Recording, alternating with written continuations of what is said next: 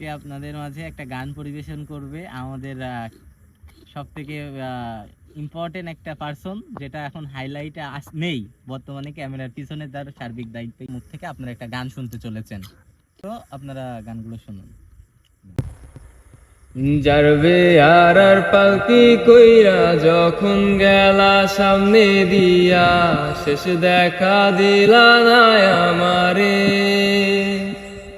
ফিরা আইসা দেখবা তুমি চইলা গেছি জগৎ সারি, পাইবা শুধু আমায় স্বপ্নে।